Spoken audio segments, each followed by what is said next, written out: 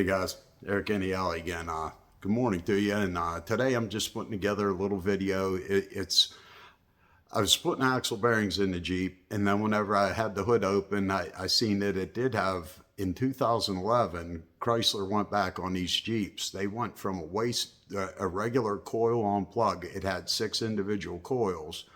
They went back in 2011 to a waste spark system. So it seemed like a little bit of going backward in, technology and, what an engine computer could control. So I just figured that, I'll put something together. If you've never heard of waste spark, if this is your first time, getting into it, then you're going to understand it when you're done with this. It's very simple. It's very quick and to the point. And I'm going to actually show you the waveforms I was getting off of it. There was nothing wrong with it, but just when you diagnose anything with a waste spark system, it's going to work in the same way. We're always going to be using 2 coils. We're going to be, 2 cylinders. We're going to run 1 coil to fire 2 cylinders. There's different ways when you look it up. In fact, the actual service manual says it's going to fire each cylinder simultaneously. But does it really do that? The evidence with the scope is no. It fires through the block and returns on the spark plug wire. I'm going to show you what I'm going to mean. I did a couple other things with secondary. I used a variety of leads I'm going to show you, but they're both budget oscilloscopes. The one's Martin Lorens, it's the Hs512. I paid under 100 for it. I'm not sure what current, tariff era prices are on these. The Micsig Vato was like $250, $275, something like that. But the main thing is they both work on my Android tablet. Usually I don't like having this laptop up here in the garage. I'll bring the tablet up. It's already got a cracked screen. It's beat up. It'll run Hscope fine. It'll run the Micsig Vato software fine. And if it gets sucked into a fan, it's not as bad as losing the laptop anyways. That's why I like the tablet-based oscilloscopes. And I'm going to show you, whenever you have a PC-based, or if you have something like the Snap-on Modus over there, if you're missing the trigger when you first, even the AES Wave Hscope, if you don't have the trigger set right, you have to go back into more menus to adjust your trigger. On the tablet, that pinch to zoom, I mean, that's what makes Hscope so fast and forgiving, because you're not really setting much. You have to know where you're setting the trigger on scope mode, but getting it, it's, you're pinching and zooming. So it makes the learning curve a lot easier as far as going into menus. And then you just see how much other stuff's packed in there.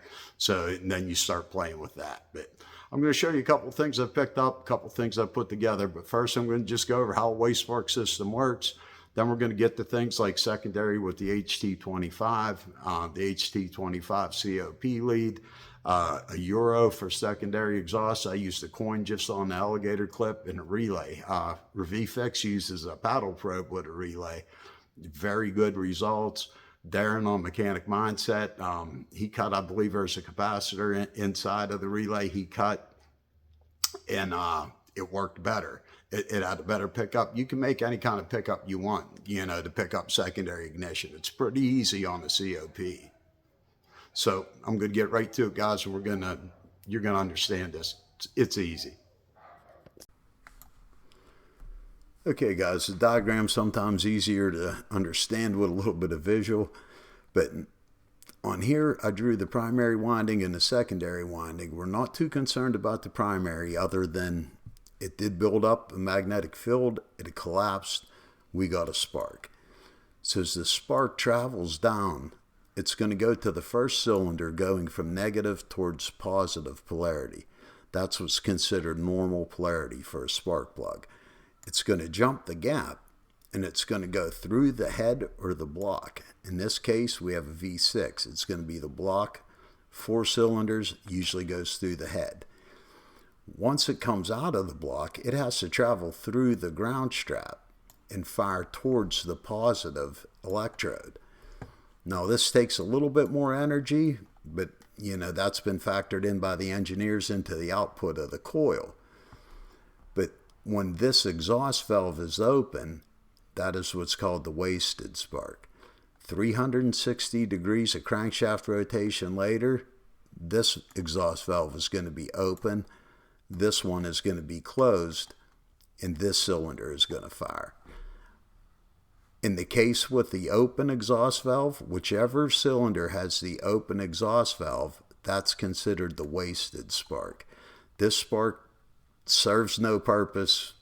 Technically, I mean, you can imagine for emissions, if there's anything left in here, but maybe without the compression, it's not even enough to clean up. But, you know, I can't prove that to you. But the harder part is jumping from the ground electrode or the ground strap towards the electrode. But once it comes back to the coil, it completes its circuit. So it's just one long series, basically like Christmas tree lights. If something happens that breaks this wire, it could affect both cylinders. If something happens to this wire, you're not going to get anything out of these. If this plug's bad, it could affect this one, but usually with just less energy. But a lot of times when these come in, you'll see both cylinder misfire codes. But if not, always check the companion, and always the one that is firing in reverse polarity. If I was going to pull one plug, I always pull one from that side. This seems to wear the plug down faster, firing from the electrode or from the ground strap towards the electrode. The one that fires like a normal spark plug from negative to positive, that one's usually in a little bit better shape. But I mean, things can happen. You know, somebody might have dropped this guy, you know, or not gapped it right, something like that. But that's just the basics of what it's doing. It's going from negative towards positive until it returns. In the reverse polarity, if you did have any confusion on that, you know, that's all it means, is it's firing from the strap to the electrode and returning to the positive end of the coil instead of our traditional negative fire. All right, guys, this is just a picture of the tone ring. The long slot here, you see there's no cutouts for teeth on this slot. In this slot, there are no teeth.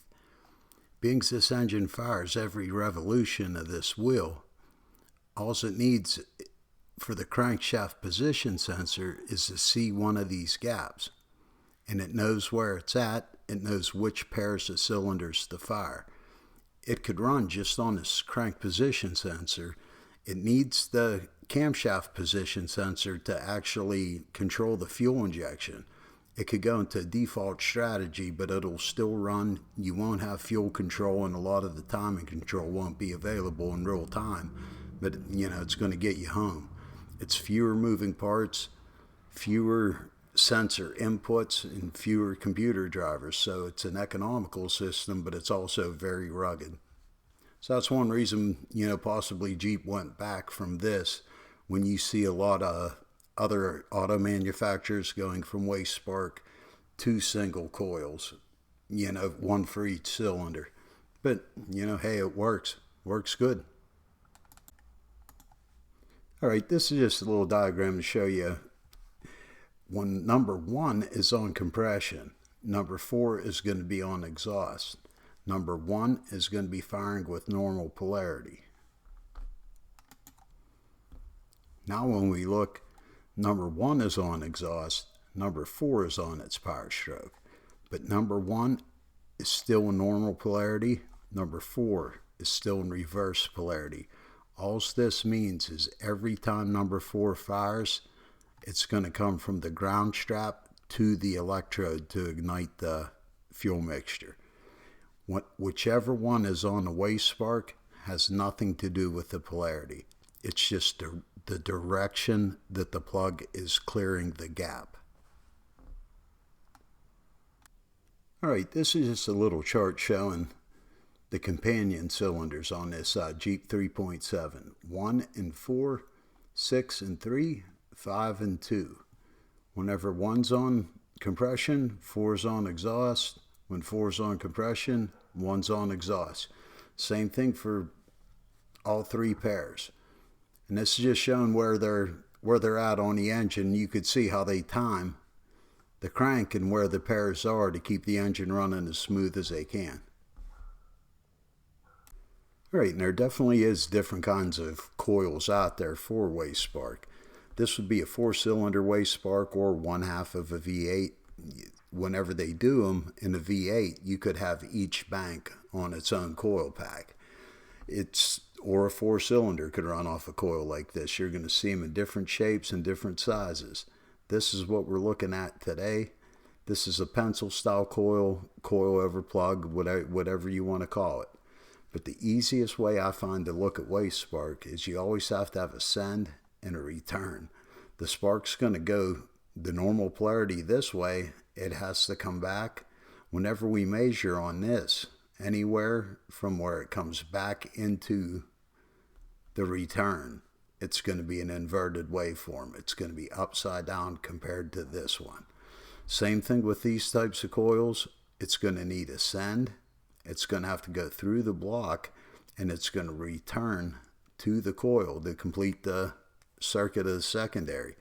So this one's going to be upside down compared to this one. It's just all based on which way that spark crossed the gap.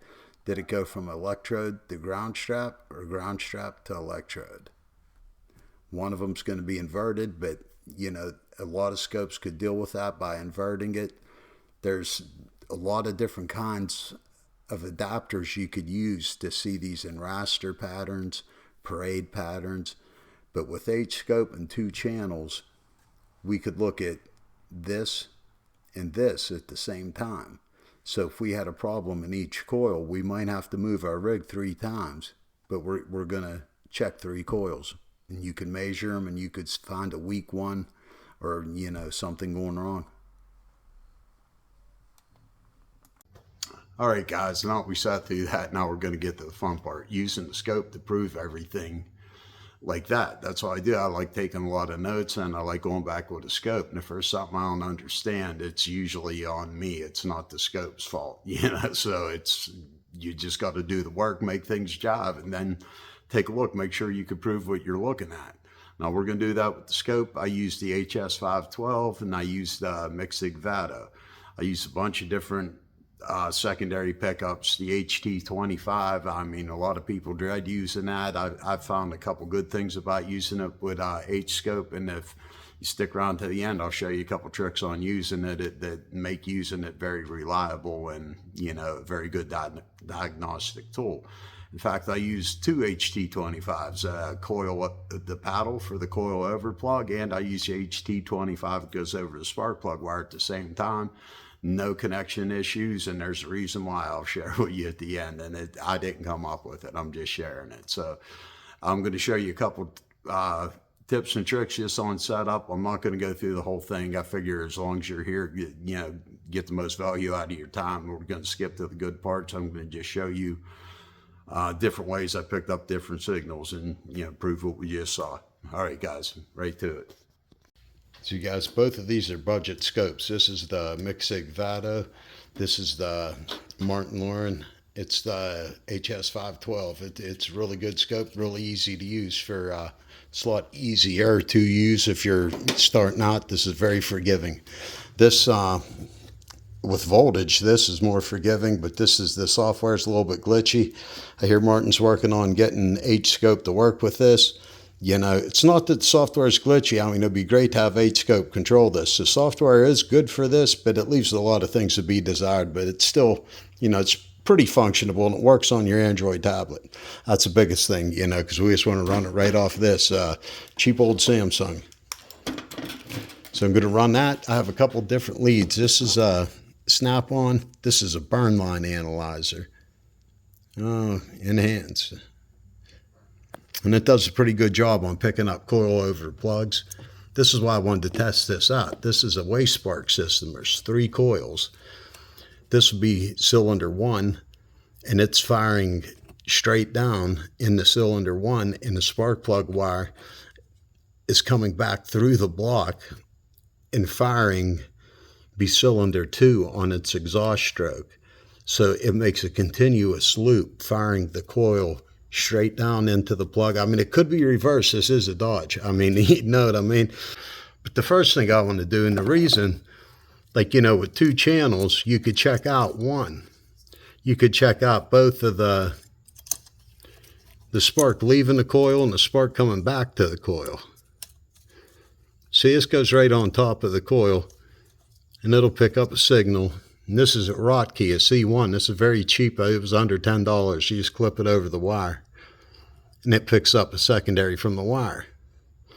So with a 2-channel scope, we're going to get that. And see, I had this on Harley, and the wires were a little bit thicker, and I think I stretched it out, but that's my own doing. I have a little clip. It was actually doing pretty good right where it was, but it's close to the coil. You want to get as close as you can, but you don't want to pick up the other cylinder. See, that's where that clip will come in handy. Let me get this on a tripod, and then I'll get that little clip on there. Okay, here's my little clip.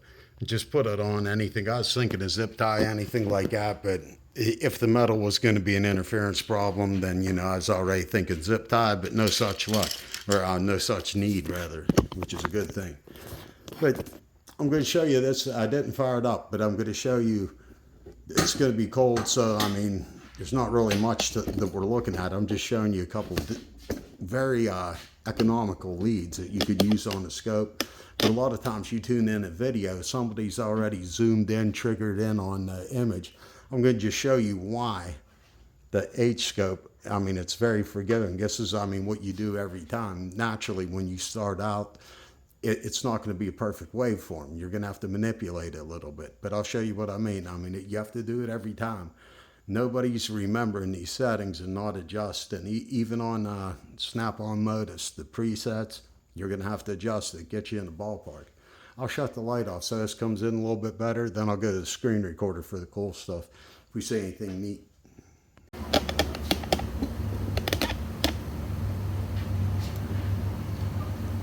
So I'll just go from this. I'm not quite sure if I had it open. Nope, it's not open yet. This tablet's pretty beat. I mean, it works. The Type-C port's going, but you don't need a very good tablet. It's not part of it. You buy the scope and you use this on Android. You get it from the App Store. Now, channel 1 and channel 2, I'm keeping them both on low voltage. They'll go higher voltage, but we're just getting a signal through the wire and through the top of the coil. It's going to be a very low voltage signal. I'm just keeping them on ×1. I don't know the conversion rate for it. What I basically want to do is look at the spark line, see what's going on. I mean, you know, maybe measure some burn time from coil to coil. They are door-elastic coils. You know, I don't know when they were changed, but all 3 of them were replaced. See how close they are to each other. That's another reason why I wanted to do this. You could do it with the 2-channel Hs512 or the Micsig Vato. But this is just scope mode, keeping it on the longest time, which is 8 milliseconds on scope mode. I'm not in the automotive module yet because I like keeping the sample rate at 150 kilosamples. You could go more, but your time is lessened. We want the 8 milliseconds. Now I'm going to just turn the car on. It's running. In scope mode, it's always going to be running. We'll open it up a little bit, and this is how it goes.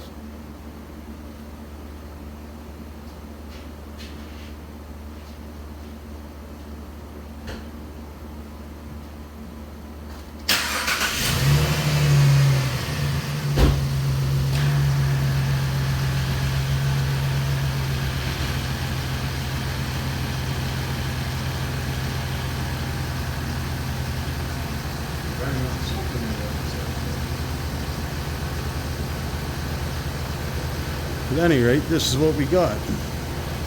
This is what you start out with.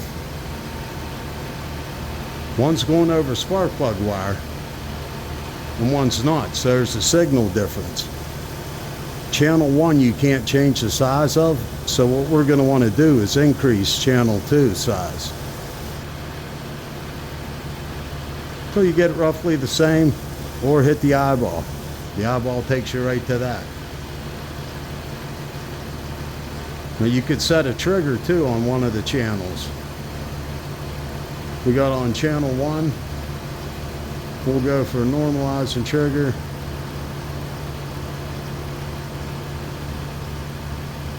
And there's what that coil's doing right now.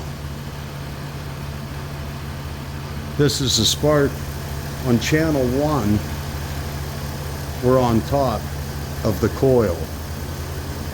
This channel 2, the green, this is the spark plug wire. This is the wasted spark. See how it's inverted?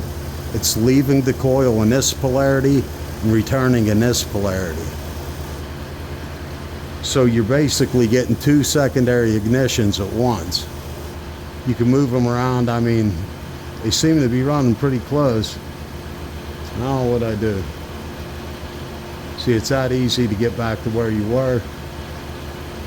You could basically shut one off if you wanted to measure. You could rev it under this.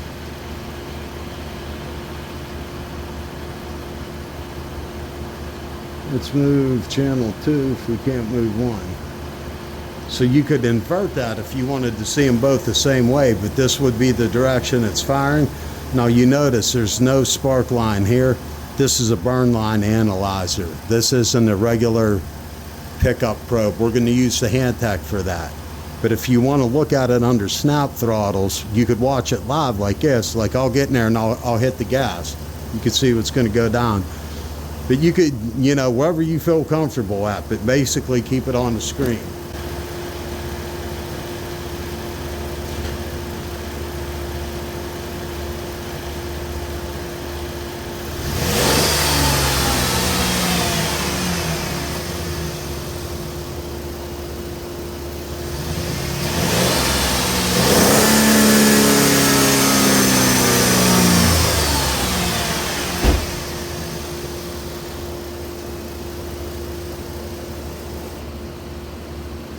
Little bit of delay on that decel,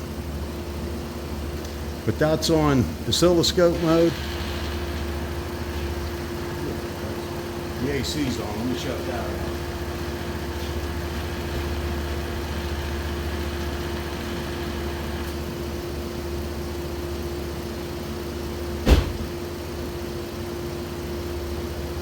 Yeah, see the difference with the AC off. And it takes a little bit of a load off the engine. But that would be your live time, like if you're watching this. See, you will pick up a little bit of the secondary spike, but not all the time like you do with Rotkee. That's the spark plug wire, the green one.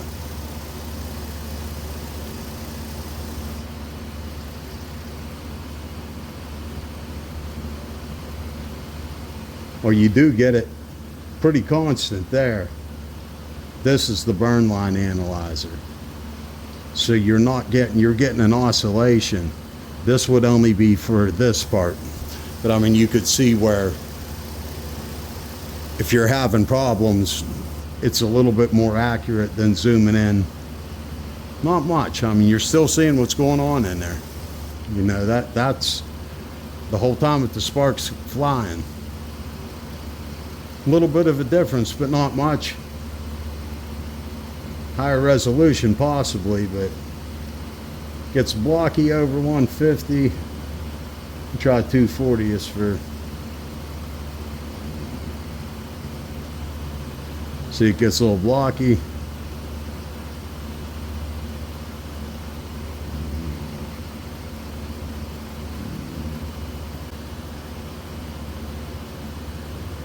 So your time does get shorter with the higher resolution. And for ignition, if you see on channel 2, this is the Rotkee C1. We lost our definition, but the definition on the burn line with the snap on the burn line analyzer, look at that difference. See what 480 does.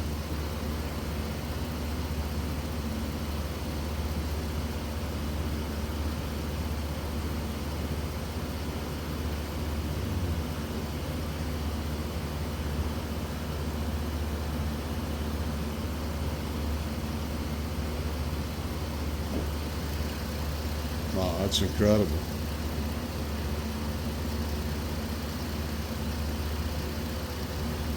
Nope. May as well go full tilt, huh, guys? On one channel, you're getting all your resolution. On 2 channels, on 600 kilosamples, would be getting 300 per channel. So this is maxed out before page mode.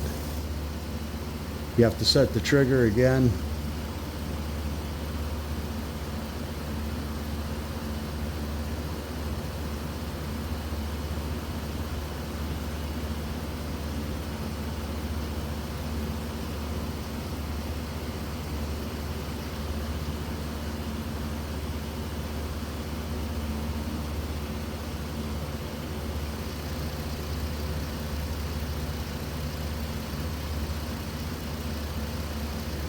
Pretty cool.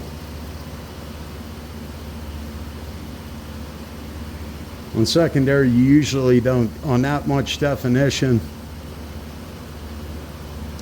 But again, this is only the burn line.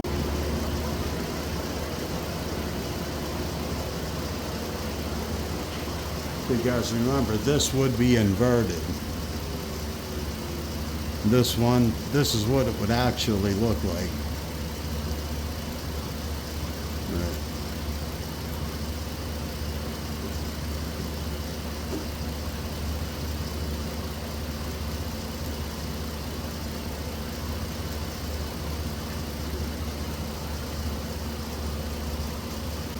But that one spark traveled the whole way.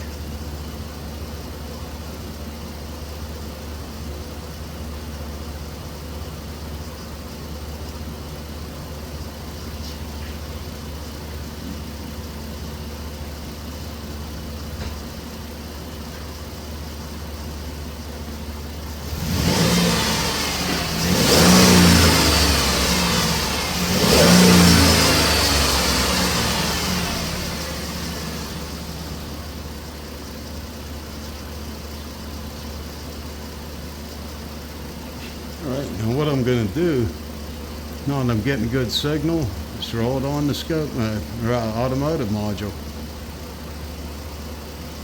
Keeping our sample rate the same, 20 milliseconds of division. The amplitude's the same on both of them. Go to record. And we're going to have different events. Sometimes it scrolls, sometimes it doesn't. Usually on the slower signal it will scroll. So I'm going to just give it a couple accelerations.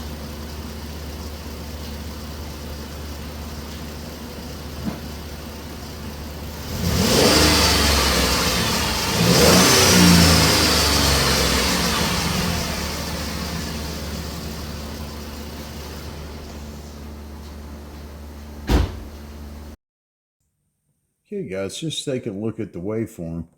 So I'm going to show you a couple things that are pretty standard with WaveSpark. And a good way to identify which cylinder's firing. The first thing I want to do is invert this waveform. So they both look standard. Both going in the same direction with the KV spike facing up. You get used to them looking at the KV spike facing down, but it's a lot easier if you have them both going the same way, because we're looking at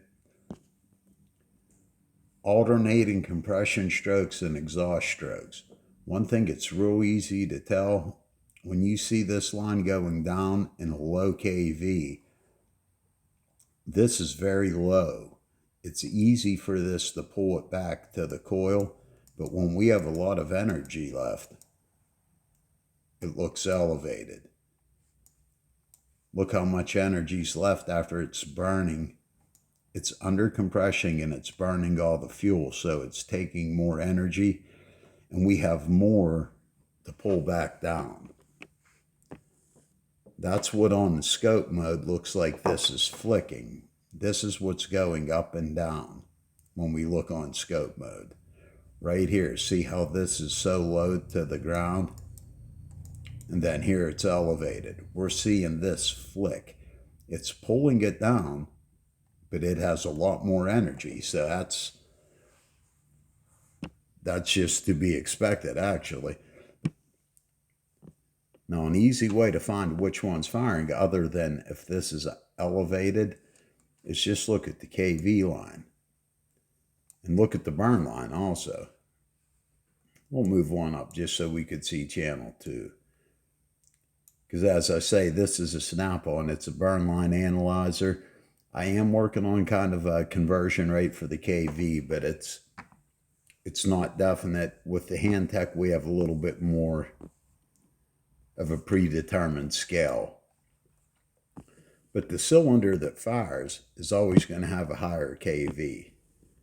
Whenever we look at some of the other ones on the green channel I'm watching now, see how low this kV is and see this downward slope? It's not taking a lot of energy to jump the exhaust stroke. Takes a little bit more there. Takes a lot more. Now we could see this kV spike.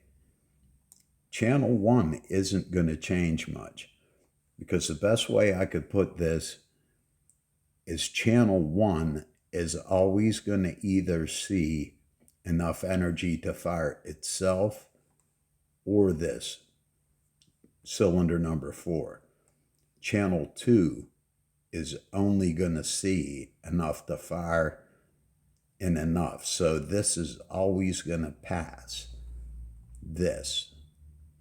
So it has to cross this one first. And you'll see the kV line does change a little bit, but it's not as dramatic. Leaving the coil, it always has enough energy to fire either of these cylinders. But this cylinder will never see enough energy to fire this. This is going to be after this fires. If that makes sense to you, but that's you're going to notice directly on top. If you're looking at the cylinder that's firing in normal polarity, you're just not going to see the kV line. You're not going to see the downward slope, because you're still seeing this cylinder fire through the second or through the first. I know it sounds a little bit confusing, but I'll show you real quick what I mean. Now notice how the green channel, as we go down, every other kV line is going to be low or high. Low, it's going to alternate every other one. High. Low. High. It's always firing when that kV is high. When this kV is high, this cylinder was under compression. When it's low, the sparks still jump the gap, but it's on the exhaust stroke. But if you look up top, we're not changing much. Not as drastic as the bottom. And that's the only explanation I could really give you, is the spark to ignite this had to pass through here. Every time, number 1 either ignites or it passes enough spark for this to ignite under compression. So we're still seeing the kV spike up here, whether it fires or it passed enough energy to fire. Number 2, actually, it passes more energy. Your kV spike is higher. You could just see right here on this example. Now this cylinder didn't fire. This is cylinder 1. It did not fire, but this coil passed enough energy for it to go through the spark plug, the block, and then fire in reverse polarity, cylinder number 4. But the kV line is higher. That's because it had to fire. It had to jump this on the exhaust stroke. That doesn't take a lot of energy, but it still takes some. And then we're seeing this event on top of it. Whenever we just look at it firing, we're not seeing the high kV line. It's firing this cylinder. So we could see the difference in how much it takes to fire in reverse polarity. When this cylinder's firing under compression, we could see how much more this is taking. Whenever number 1 fires in standard polarity, it's taking less. This would be number 4 firing, it's taking more. So it's going to alternate back and forth. When it fires itself, it's taking less. A good rule is it's going to take somewhere around 15%. You might want to look it up on specific engines, but it's going to take 15% more energy to fire the reverse polarity. That's why we see when we're firing in normal polarity, we're not using as many kV. Now to actually measure the kV, it's a lot easier on the green channel because I do have a scale for that. I'm working on the snap-on one. It's somewhere between, for every millivolt, it's 5,500 or 6,000 kV. Now on the Handtech, the HT20, or on the Rotkee, this is, I'm using the Handtech scale on it, and it's kind of accurate on this. This would be the waste spark. These only take 2 to 3 kV to fire the waste spark. And whenever we look at the 213, we're going to come at 2.130. That's about accurate. Now, on the firing cylinder, we should be 8 to 10 plus. It's going to depend on, right there would have been a firing event, because we could tell this is elongated. There's an uptick at the end, and we have a higher kV. So if we go up to that, we'll say 1.29. So that's 12.9 kV. Now that's, typical. That's it's a minimum of 8 to 10 kV. You're going to be over that. So we're almost at 13 kV. And it still has energy left. We're not concerned about that. We could see oscillations. We see oscillations in channel 1 too.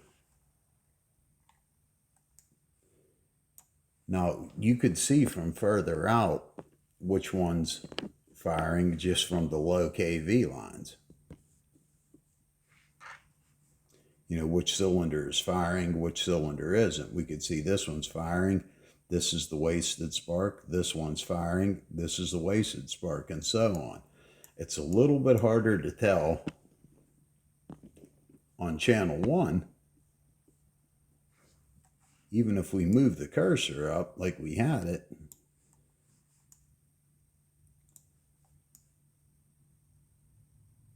we're seeing pretty close to the same thing. So I'm going to show you a trick. I find it always works even under the, like if you're going to go for an acceleration, you could see by how close the spark events come that we're on an Excel. But if we're looking for the highest kV spike, it makes it a little bit difficult, especially if you have a longer waveform. This one would be fairly simple to find just with a cursor. So I'm going to show you a trick that, I found it's not used in the math channel properly, and it only works on channel 1, but it will find your kV, your revs, your decels very easy, very quickly. And like I say, if you're doing a lot of snap throttles, it's going to be easy. I didn't do a lot here. I just did one acceleration, and it's not letting idle come down very fast, so it's not really a snap throttle. If you're snapping the throttle 3-4 times, letting it idle, snapping it again, you're going to want to find the highest kV on the very long timeline, couple minutes. So you're going to want to be able to find that very quick. I'm going to show you how with a simple mod. The first thing on the math channel, see this D mod. We only have it for channel 1, so if you're going to have your secondary, make sure it's on channel 1 to use this. This, I believe, is for a vibration sensor, but what I use it for, with a low-pass filter on it, change it to 33 Hertz.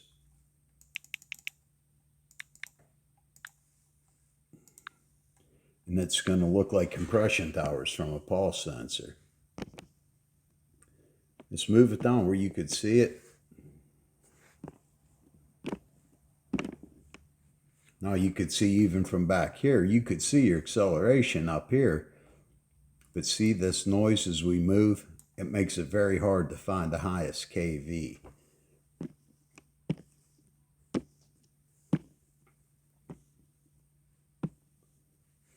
Now you could see the acceleration,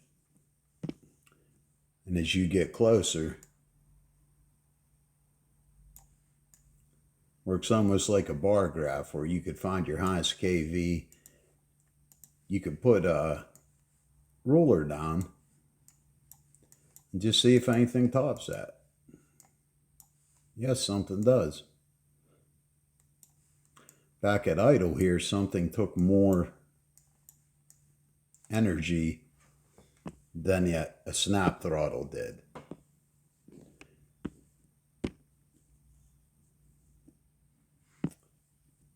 But if you wanted to get close to find, you could either drop a vertical cursor or marker here. And you're going to know this is the highest kV spike. No matter where you go, you could zoom it back down. This yellow trace right here, this is what it picked up. It's the highest kV. Now we still got a marker below, but look, it looks like this one's taller. But as you move, you could see indeed this was the highest. Everything else is falling short. So it's like, it just gets rid of the flicker basically, guys. I mean, I use it a lot because it takes you right to the highest kV. And what's going to happen too is your snap throttles are going to look more like this. It's very easy to find. This is an acceleration. This is your decel. All right, guys, that's just a little tip on using something, you know, math channel. It wasn't intended to be used that way, but it does a very good job. I mean, you either take it or leave it, but it does help me. It finds the highest kV and it finds all the accelerations. If there was more than one, it's easy to find your hardest snap. Your hardest snap is going to be higher. So play around with it if you want. If not, you know, do it the way you do it, but just make sure you find your highest kV. That's going to be the one you're going to want to measure the coil, because something in here could just be random. This one could have been higher at idle for, you know, any given reason. Something was going on in the combustion chamber. I mean, a little bit of turbulence. That one took more to fire on either plug. So usually your highest kV is going to be on the acceleration. In this case, you know, we could see it sticking up here at idle already. So, you know, take it or leave it, guys, but give it a shot. Works pretty neat. And this is just, I mean, showing you, you'd want to find one on channel 1 that was a firing event. So the easiest way is to look. This one was wasted spark, so we know this one fired. You could still measure your burn line on it.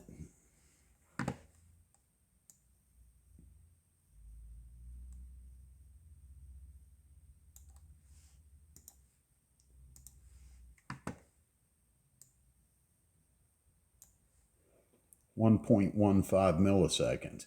So we're looking for, you know, as a general rule of thumb, between 1 and 2 milliseconds. Anything other than that, look and make sure it's not supposed to be, or look for a problem. Now, the thing that's interesting, because this has to do with the gap more than it has to do with anything, any combustion actually happening. The burn time for the waste spark is 1.16 milliseconds. So it's jumping the gap. The spark has to stay lit to return. So it's not a shorter burn line just because it was a wasted spark. The gap's going to be more of a player. Okay, guys, this is the same thing, only with the Handtech, the HT25. That's what we're using for the spark plug wire. This, again, is going to be the yellow channel, and this is the green channel. Okay, guys, this is what we got again. This is where you start. You never start on that perfect waveform.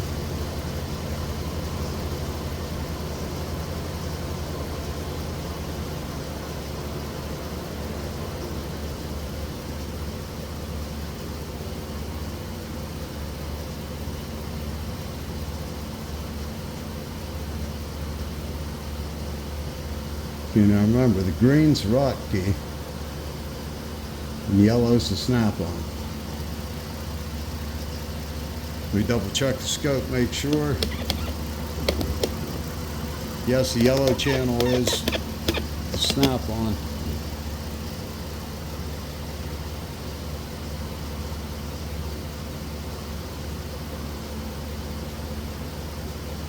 Probably better triggered on channel 2 as low as that was seeing.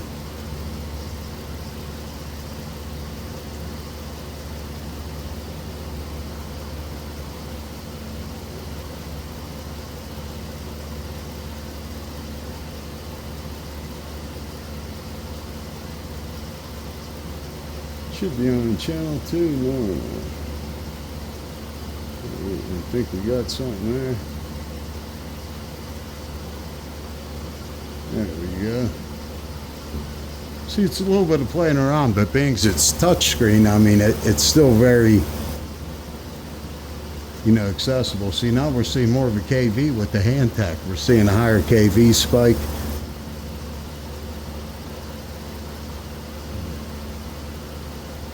Can't trigger on it though.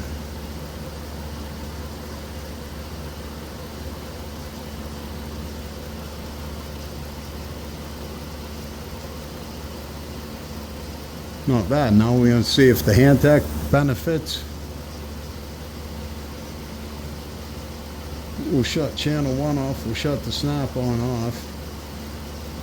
Now we have the hand tech, and we'll take it up. We'll take it up 300. Give it as much time as it allows us. We're definitely going to have to do something with that trigger. Normalize.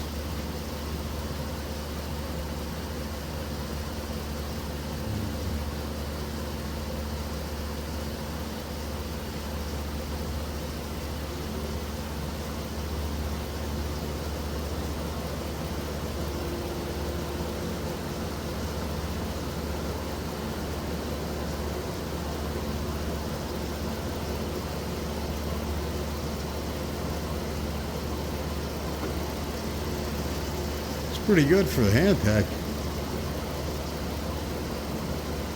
Plus you still got a pretty decent burn line, or firing line. It's harder on scope mode to measure, but you could get a ballpark. Same with the burn line. If you want to measure out live, you're still getting a good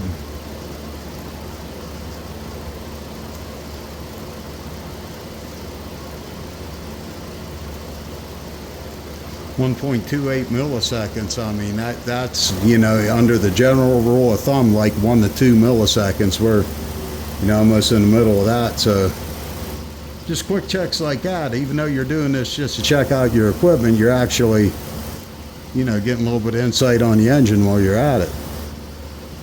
That's pretty decent for the hand tech on 300 by itself.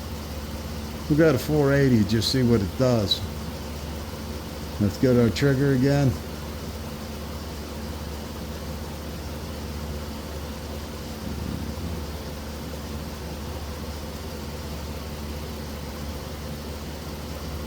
Where are you?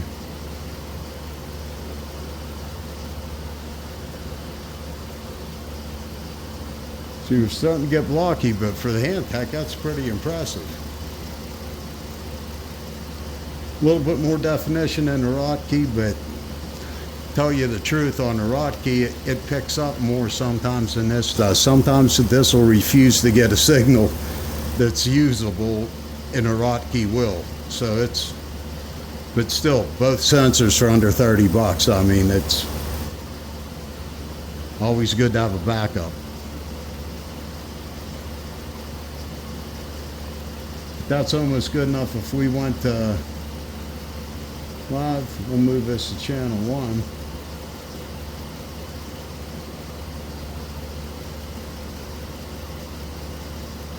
Yeah, it's crank them up on 300.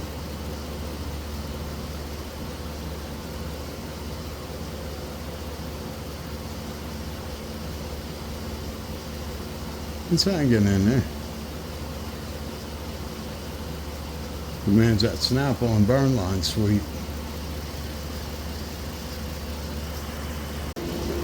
Okay, now I'm rolling over to scope mode one more time, or to automotive module rather. I keep calling it scope mode, but that was scope mode, what we were on.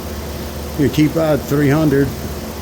Actually, I mean, I'm more than happy with the 150 for ignition. I mean,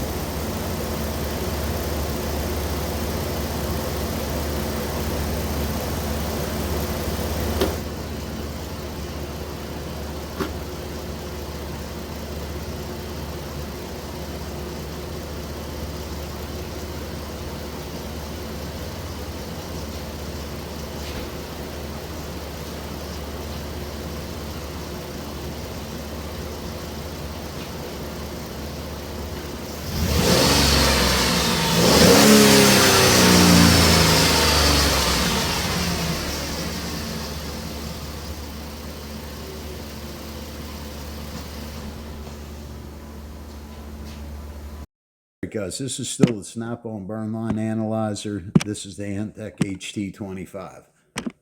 We can tell by looking at it, from what we know how low this is, that's the wasted spark. Gets pretty good definition in the burn line. We could tell this is the one where number 4, the green channel, fired. Or they're both firing. I keep saying firing. Under compression is what I mean, the actual power event. We could see how low this is because technically they are both firing. It's still firing across the plug.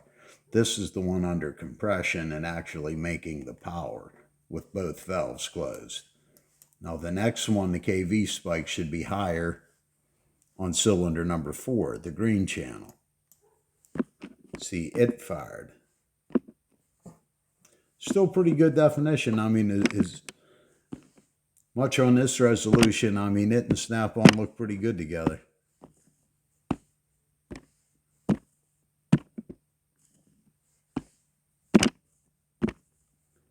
All right, moving on that. Okay, guys, I kept the settings the same. I have the paddle probe on channel 1. That would be the yellow. But to get a trigger on it, I'm not going to get a signal until I actually hold it over the coil. So what I'm going to do is start it and set the trigger to channel 2 to hold it on spark plug wire signal. So we could get a trigger over that. It'll hold the image still, and then whenever I put this over channel 1, cylinder number 1, we're going to get a reading on this. And it's just going to hold our waveform still. Let me start it up and we'll get a signal.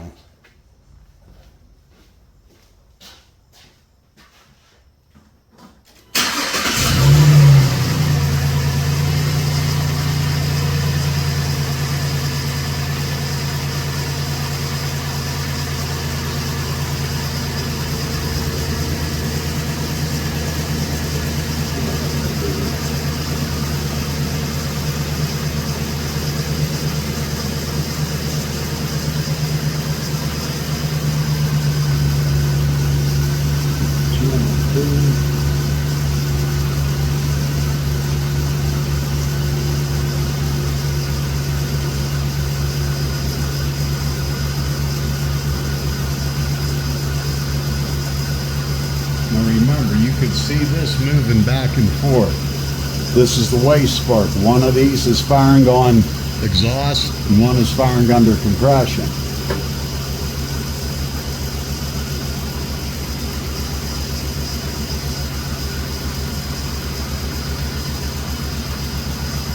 Now I'm going to take this and hold it over the top of the coil.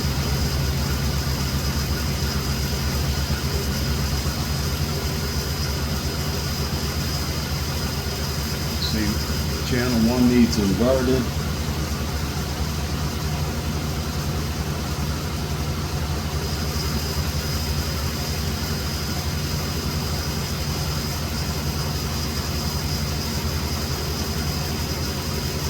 Now I can't get in the car and rev it. This is just a paddle probe. I'm just holding it over the top of the coil. We turn the camera.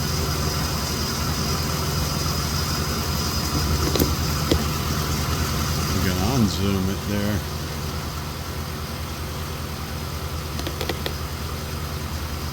See, all I'm doing is holding the paddle over top. And then we're getting that waveform. So you're checking both sides of that coil. I just went to Automotive module. Hit record.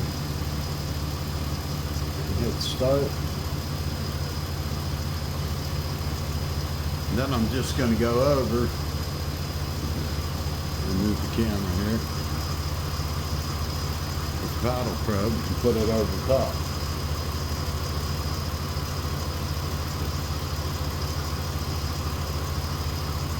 Now I can't rev it, so all we're getting is a still image. Alright guys, this is just some of the pros and cons of a paddle probe. I had the trigger off channel 2, which is no big deal. But whenever you're using the paddle probe, I mean, we could tell if you've been following along already that this cylinder fired, number 4, because that ground's elevated. It's not facing down. But the Hscope, they do line up. The snap-on might be just a little bit more sensitive, or it might be just getting, you know, the signal quicker and on the display. But these are lining up exactly. And what's nice, what it inverted like that, we could see they are pretty much mirror images.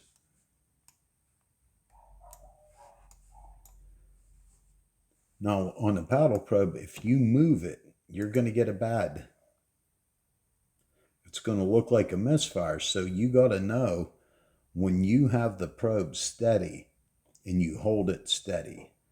If you see when you're moving it, don't, you know, jump the gun and think you found a problem, because look at that.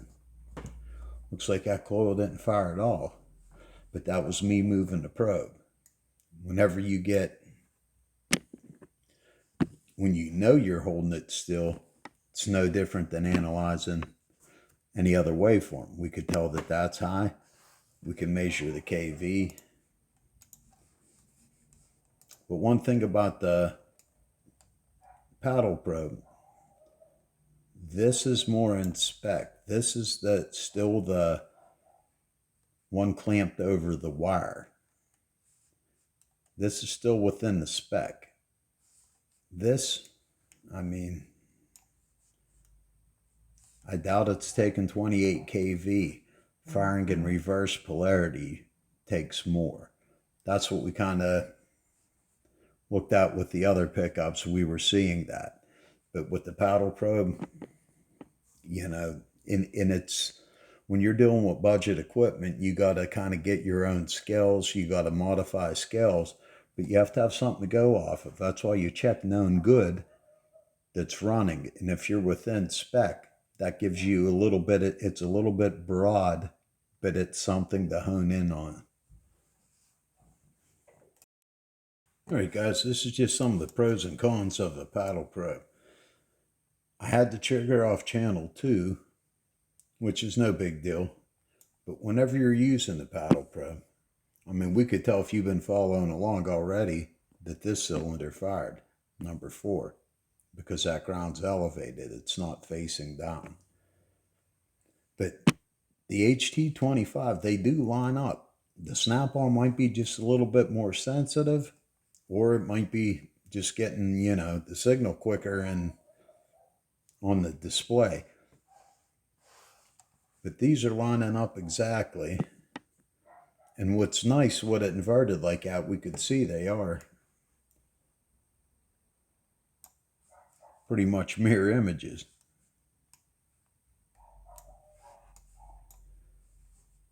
Now, on a paddle probe, if you move it, you're going to get a bad.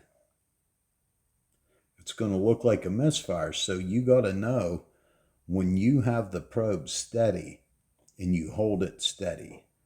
If you see when you're moving it, don't, you know, jump the gun and think you found a problem, because look at that. Looks like that coil didn't fire at all. But that was me moving the probe. whenever you get, when you know you're holding it still, it's no different than analyzing any other waveform. We could tell that that's high. We can measure the kV. But one thing about the paddle probe, this is more in spec. This is still the one clamped over the wire.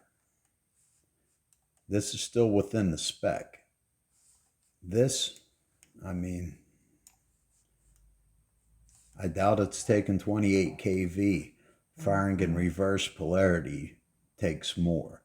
That's what we kind of looked at with the other pickups. We were seeing that. But with the paddle probe, you know, in its, when you're dealing with budget equipment, you got to kind of get your own scales. You got to modify scales, but you have to have something to go off of. That's why you check known good that's running. And if you're within spec, that gives you a little bit, it's a little bit broad, but it's something to hone in on. All right, guys, in the end, I mean, a paddle probe is very handy, convenient. It's fast to move from coil to coil. But that's the biggest caution I have for them. Make sure they do not move. Keep them stationary. Make sure if you do move it or if you see a misfire, you know, you kind of got to ignore more with a paddle probe unless you're, you know, dead on. That's why I like the kind you could stick onto the top of the coil. I mean, they'll stay more stationary. And I'll show you what I mean just with a relay. A relay's a little bit heavier and it'll sit still. I'm going to probably make one that just goes over the top of the coil, see what kind of waveforms I get. Ravifix, he has a very good paddle probe made out of a relay. I just want to use like the bottom end. I'm not so much worried about the paddle part. I like leaving them sit on top of the coil, use some Gorilla tape, you know, alien tape, whatever. You know the human element is not involved, but they will find a misfire very fast. If it's like a dead miss, if you see a misfire, you're just not going to analyze, you know, burn time that good. You're not going to get kV spikes that good. You know, you're better off going with one that goes over the spark plug wire or using another method to measure the kV. I've had no luck with the paddle probe and kV. All right, I didn't mean that as like a warning against paddle probes. I mean, they do come in very handy, but I just want to show you how sensitive they are to the next cylinder. You could definitely use them to find misfires at idle or at higher RPMs if you have somebody revving it. But, you know, I'm going to just show you how sensitive they can be. Okay, now, got the paddle probe. I'm not even around the engine yet, or around the coil yet. We'll just close this spark plug wire. Now as I touch the coil, as I touch the wire, I'm actually getting more of a signal from the wire. Touch this coil, just hold it up in the air anywhere around here. Touch the back coil, touch the spark plug wire.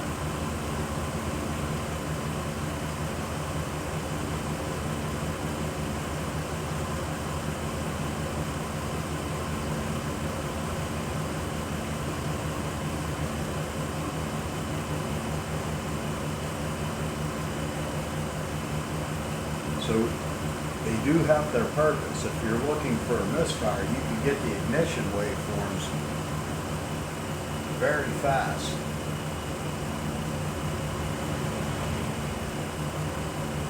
I mean, off of all the cylinders. That's where they come in very handy, finding a miss, especially at idle.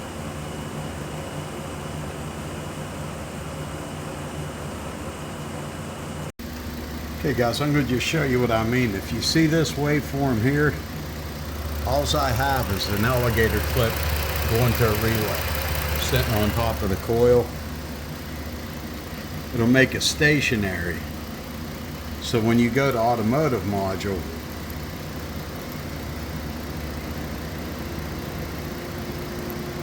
you could maybe stay down 16. We're going to just take a couple second capture there. Let me stop at. Go to the screen recorder again. Okay guys, not bad for a relay. Now, we're picking up noise from the other coils, so we want to kind of ignore anything that isn't a bold waveform. But we could see the burn line, and we could see how high the kV is when this cylinder fired. So it would be under compression. Those would be the other two coils, and this would be the exhaust stroke. It has a low kV, and look how low this goes. It has that downward slope to it, and look how easy it's pulled down. Seeing the same thing we've seen with the other sensors. This would be its compression stroke again. Looks pretty decent. I mean, a relay is a very good material to use. I mean, you could attach it and make a paddle probe, or you could use it like this, just sitting on top.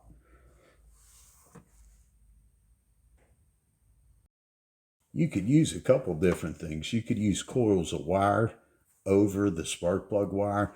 You could use a couple, I mean, make your own, get a little bit creative. Next, I put a Euro on just to show you how it could pick up. Now, if you want to do those, watch your voltage, because it's, according to the scope, we're over 14 volts with a relay. Doesn't seem entirely right that it's pulling 14 volts out of there. Very well could be. This, guys, if you don't have a relay, this is nothing more than a Euro.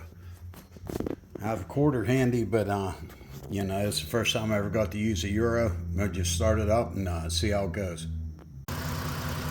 Okay guys, this is just the Euro again. I'm going to just do it on the Automotive module. Let it record. I'm going to give it a little acceleration, see how it holds up.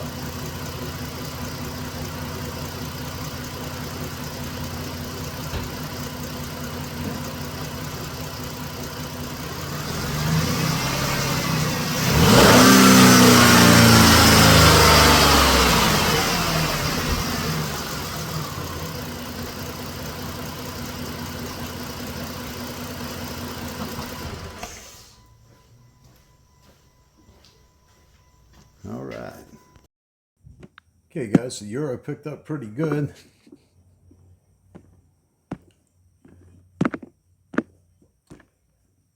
Pretty decent waveform for just basically clamping this on a coin. But the same thing, we could see how tall these kV spikes are, how low this one is, how high that one is, how low this one is. And then again, what I'm doing, the wasted spark would be the one with the down.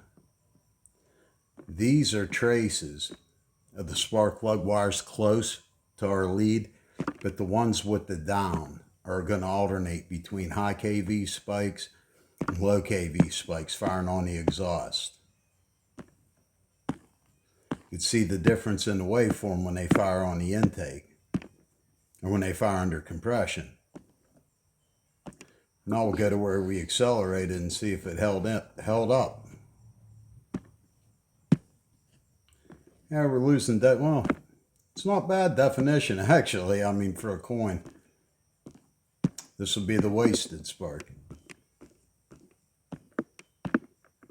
Be firing into compression and so on and so forth. But you could get pretty creative with what you got and what you're going to use.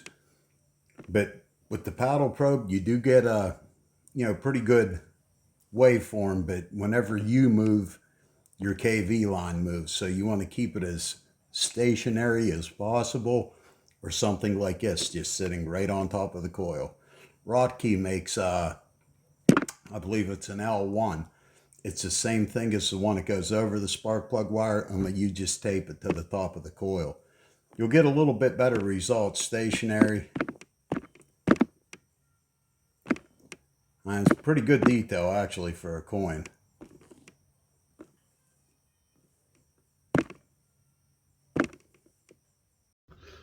All right, guys, this last part, it's the same thing we were looking at on Hscope. I just got out the Micsig Vato. There's a couple things with the reference channel. I wanted to just, see how good that is at checking wave spark. I never really used it to diagnose a problem with wave spark. I'm just showing you a way it would be, very good with the reference channel. All right, guys, here we go. All right, guys, it's the exact same setup there. It went back to the snap-on for the coil over plug. And I still got the Handtech BHT25 on the wire.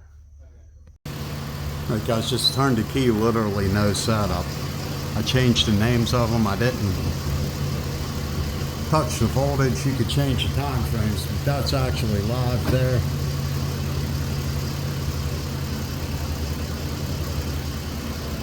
Okay, remember the yellow, this is the snap-on. This is the first cylinder. And just to show you what we're going to do, we're going to shut off channel 2. We're going to go to the main menu. We're getting 5 million samples a second. We're going to change our sample rate up to 50 million.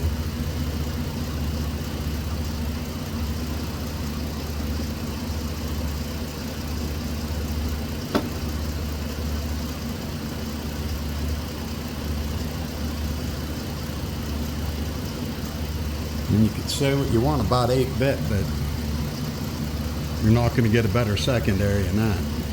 You could stretch that thing out.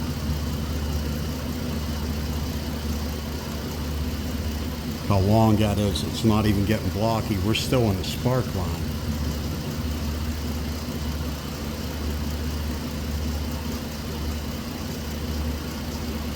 Higher definition, you will get, like if this is a 12-bit scope, this might look a little bit better on the details, but the way this thing works, it's just, it's hard to tell it's 8-bit, put it that way, especially on 50 million.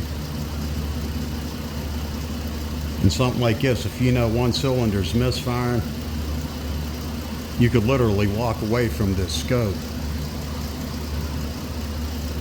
You could put even on 50 million, if we zoom,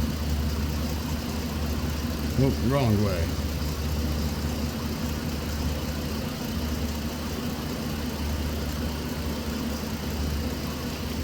Thousand seconds. We'll put on a single capture. You can just walk away from this car.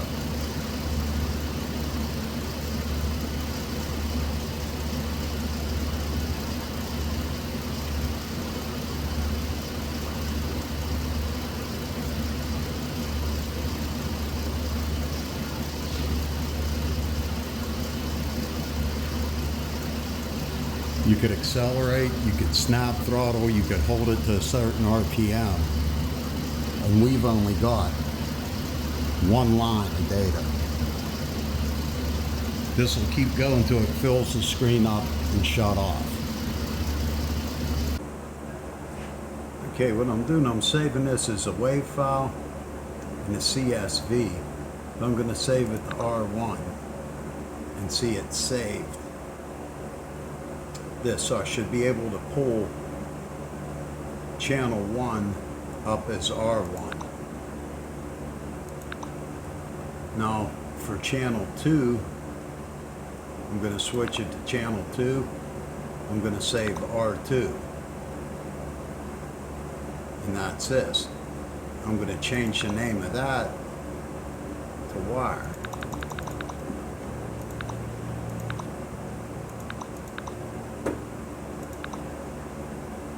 So we have R1 and we have R2.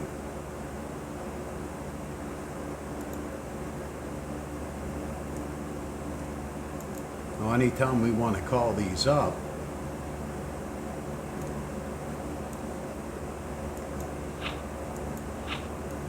on a reference channel,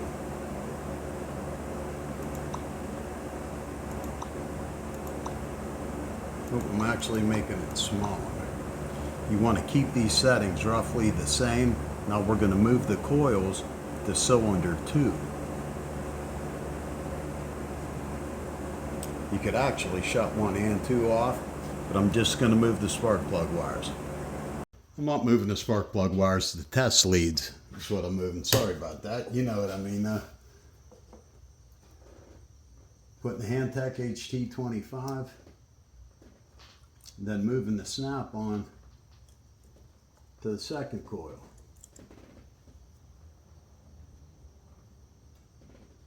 Staying as close to the coil as I can, but we see how it's getting closer to that plug wire.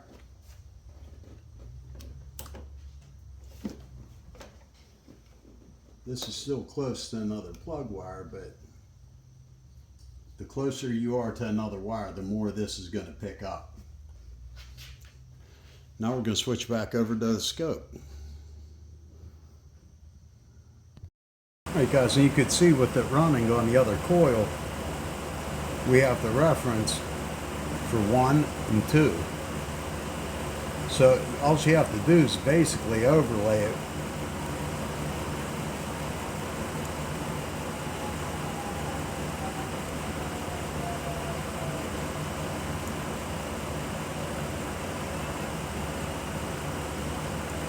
We run both up a little if we want.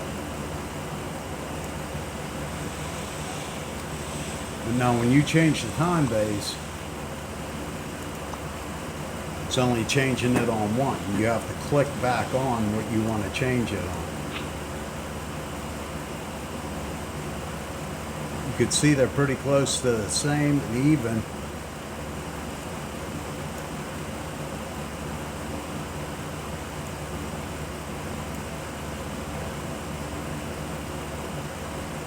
Now you could even make another reference out of, say, channel 1, the coil. We could move this one to 3. Well, this would be the wire.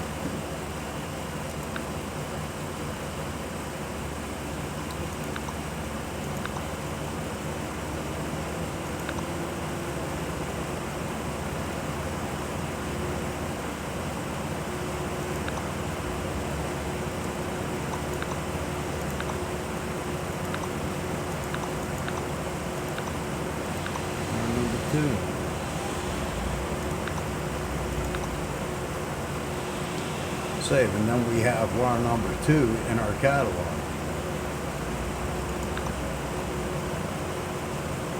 And these are where you could save it for good if we wanted to put coil 2.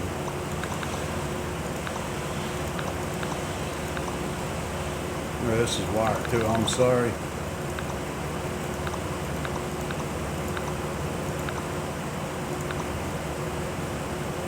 And I'll save it there.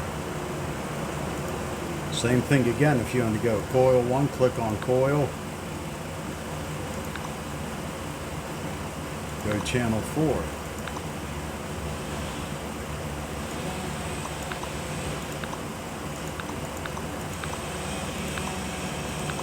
Coil number 2, save. Same thing with the CSV if you wanted to save that.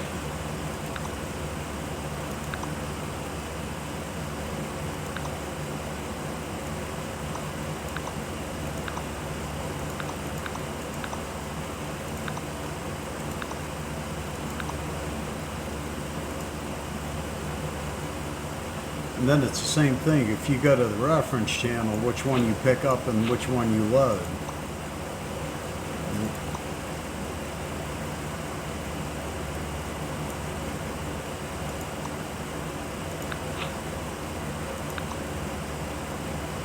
You can recall the wire, wire 2. If we go to the wire 1 or wire 2, it's going to recall either one of them on channel 1. So I'll move on to the third coil, and we'll just keep these, the reference channels out. You could shut it completely off.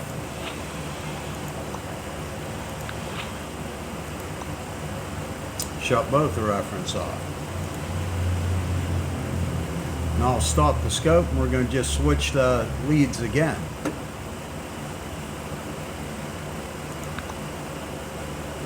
Alright guys, I just moved it to the back coil, which would be on top of number 5, and the waste spark, or the other sparks, going over to cylinder 6. We're getting out on the screen now. I'm going to go back to the screen recorder. Same thing, you could take your image here, you could take your image wherever you want to compare it to, but you want to keep the sizes roughly the same. We're going to bring back the reference channel.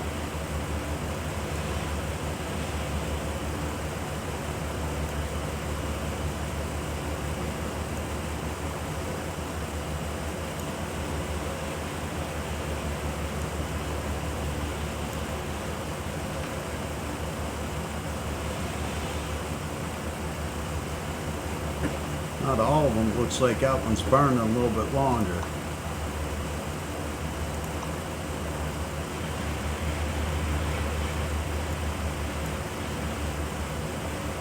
You see the reference? The burn line looks a little bit longer on the actual.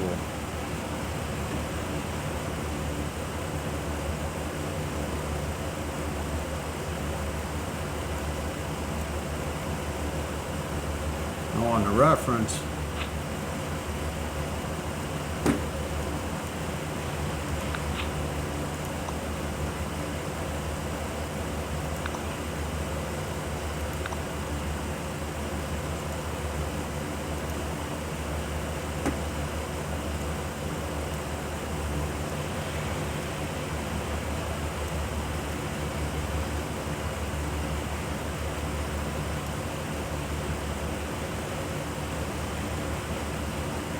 looks like this is a little bit longer. We'll get a single capture and I'll shut the car off. Okay guys, and there's a reference file and just a single capture. What I'm doing is just lining them up close here.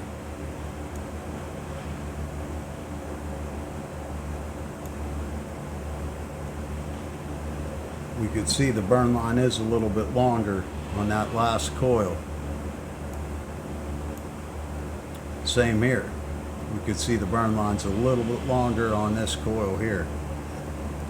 So, all in all, like if you want to put a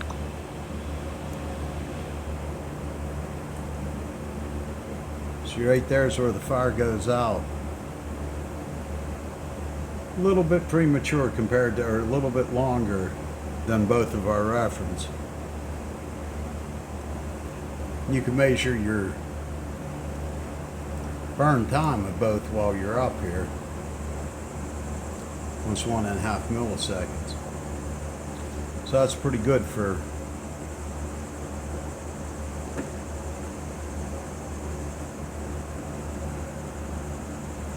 on a waste spark system. I mean, this looks pretty decent. I mean, it's actually operating, you know, fine. There's nothing wrong with it.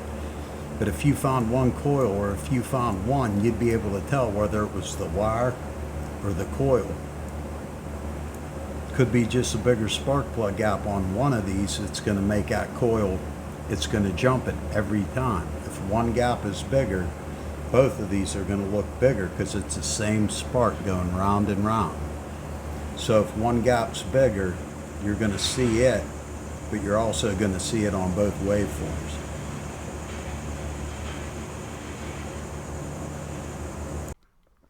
Okay guys, I just wanted to take a look at this waveform here. You could see that on this is the waste spark. This one's on the waste. And this one looks like the cylinder was firing. And we see the higher kV. So that cylinder was firing. You want to make sure you line up the same one. I missed that, like, you know, on the spot. But whenever I went back and took a look, I mean, it's not going to matter if you're looking for the burn line. But one thing I want to point out, like where this burn line's shorter on both, the thing that I can't tell you and prove, but I want to bring to your attention, there was a Scanner Danner video where he was trying to demonstrate different kind of misfires. And whenever he put the spark plug directly to the block on the engine that had a distributor cap, we were still seeing a pretty decent, it wouldn't flat out short out because it had a gap in the rotor in the cap to jump. Now, if one, would be the question, if one of these cylinders had too long of a spark plug gap, something was going on in the cylinder to make this burn longer, are we going to see it reflected here? Because we could see both of the burn lines on this cylinder, the yellow and the blue, and the, I'd say light gray. They're both longer, and they're both on a 2 millisecond time frame, so that there's more time that the fuel is actually burning, that the spark is actually crossing the gap. Now, we've seen the only thing that's going to really change this much is the spark plug gap. The waste spark still has a gap. It's the spark jump in the gap that usually shows this, or how long the fuel's staying lit in the cylinder. But it's all dependent on that spark. Now, being we're looking at 2 sparks, no matter what, would the gap on one of them, say one gap was 15 thousandths bigger on one plug, would it still look like this? After watching that Danner video where he's trying to short out by holding a spark plug directly to the engine block, and we were still seeing a pretty decent gap. Not a decent waveform, but we were still seeing a gap. So that's just one question I figured I'd throw in there and something to think about, and that would be something to run down. We've seen 2 cylinders, the burn lines were the same. The last set of cylinders, whenever we were directly on top of number 5, that was the one that was giving us this, the longer, the yellow and the gray. So just something to think about. All right, guys, if you stuck around that long, you're hardcore, and I'm going to show you a little trick. It's I actually saw it watching a Review Fix video. He was getting knocked offline on Hscope, and that happens a lot, and it's very frustrating. A lot of people blame the HT25. They'll think it's the problem. It's not the problem. It's the antenna. If you've seen when I was holding the paddle probe in the air, we were getting the secondary off of all 6 cylinders, just holding it in the engine bay. And all these sparks are happening in insulated, coatings. So if one of them's getting out anyway, even if the car's not misfiring, that if one of them is happening in the air, it's going to be, I can't give you an exact number, because it's going to be different every time, I'm sure anyways. But if there's a spark happening in the air, or if it's not being shielded, it's going to blow Hscope offline. But that's not a problem. Don't complain about the pickup, or don't complain about Hscope. That just told you that there's something going on, and I'll show you what it usually is.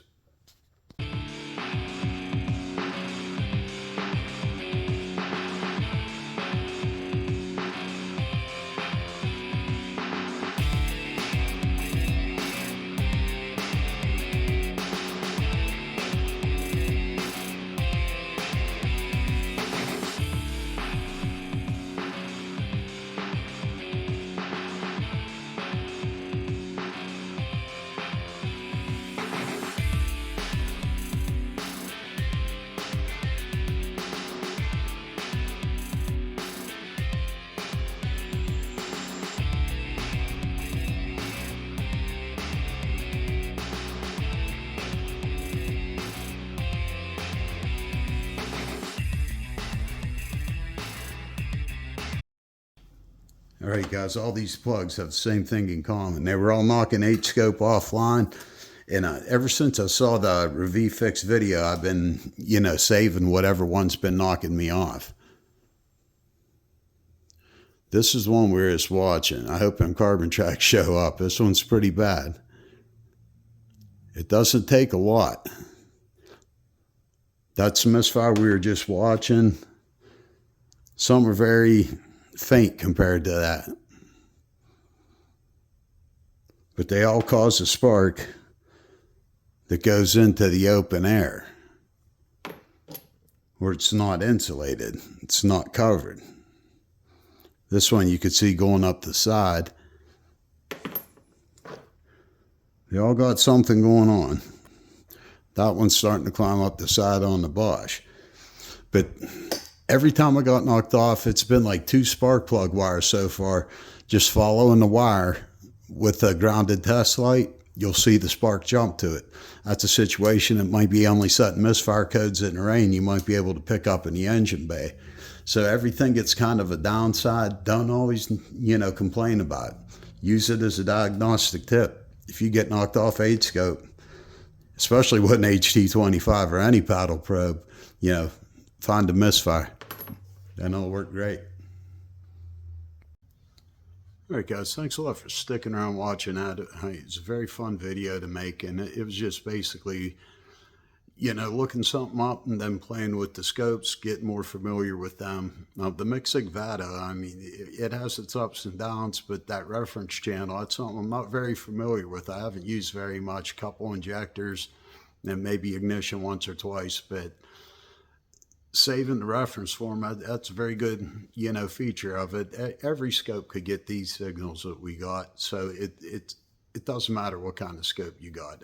If you're getting into scope testing, it's as simple as just looking up description, operation, watch a video or two if you got to, see what you're supposed to see, just making sure you could replicate it on your equipment, because that's what you're going to be using. I mean, the part about the wave spark, if you're watching that wave spark and you're looking at that as a misfire, I mean, you have to know what's going on in the other cylinder before, because it would be very easy to say, the second way, the part with the music that you just saw, that active misfire, that wasn't this vehicle. That was another Jeep, but that was a 2.4 4-cylinder that was not wave spark.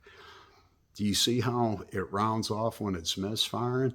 It kind of looks like whenever that firing line goes very low for the wave spark, it almost looks like when you're seeing them tail oscillations jump up and down, it almost looks like that. That was two different vehicles, but if you know what you're looking at, we could see both waveforms and we understand what's going on. So pretty cool test with two budget scopes, and the 8-scope and the 512. It's very easy. If you don't have an oscilloscope yet and you're looking to get your first scope, I'd highly recommend that as your first scope. I mean, it wasn't my first scope, and I wish it would have been, because your learning curve is a lot better with that. Mainly because of the pinch to zoom, not the menus, and then you see how many other features are packed in this. It just keeps you learning. You don't outgrow it. It's still your go-to. With a toolbox full of scopes, it's still my first go-to. Usually the last too. All right, guys, thanks a lot for watching, and let me know in the comments what you thought. All right, adios.